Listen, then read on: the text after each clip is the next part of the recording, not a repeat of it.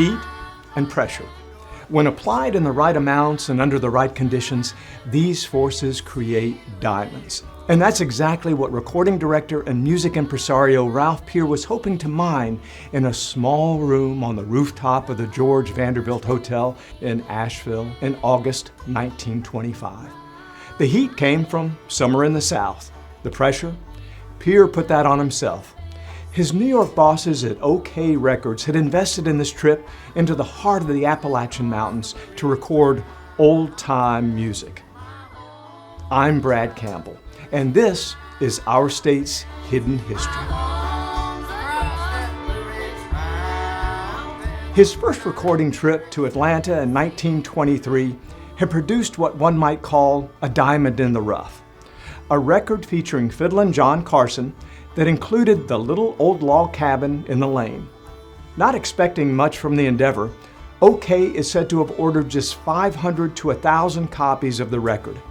They were purchased, listened to, and ultimately ended up in yard sales and secondhand shops where they were scooped up by a few knowing record collectors like Brody Hunt.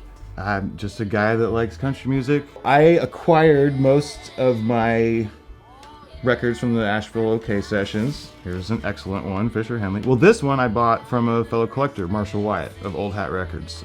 A lot from, saved searches on eBay, and you wait and wait and wait. And then some junking in the wild. I definitely found some, in thrift stores and stuff like that. Nobody has all of them, and we know that now that we tried to reissue them all, and it was really hard to track them all down, especially in fairly decent condition.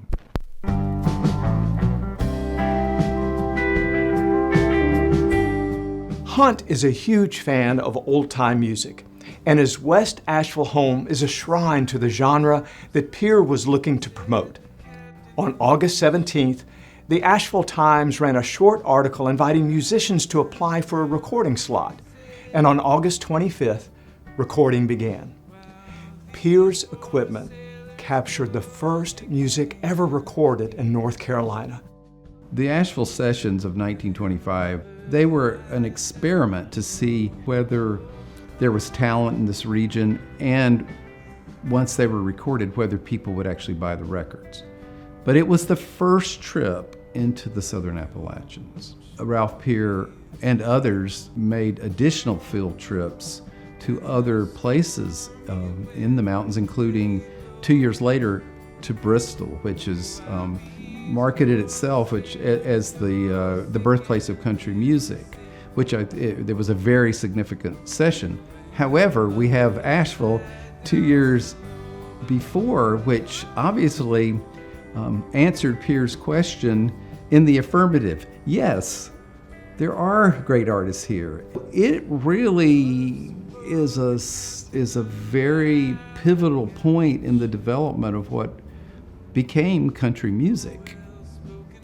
If the Asheville sessions had flopped, there may not have been a Bristol session. There may not have been a session in Knoxville or Chattanooga. Now, looking back 100 years, you realize, yeah, this was a really important moment.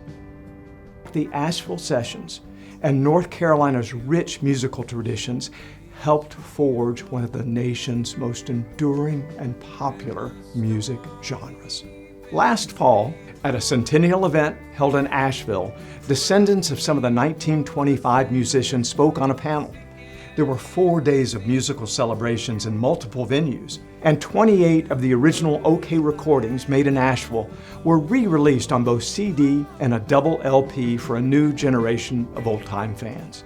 The singing and playing of the Carter family, the yodeling of Jimmy Rogers, the Asheville sessions are proof, etched in wax, of a legacy that still sparkles.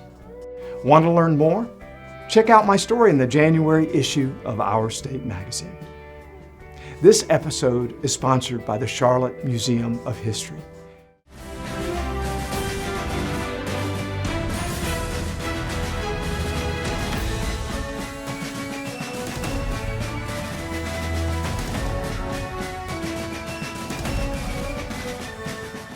To see more videos like this, check out our YouTube channel and subscribe to Our State magazine to get issues delivered to your mailbox every month.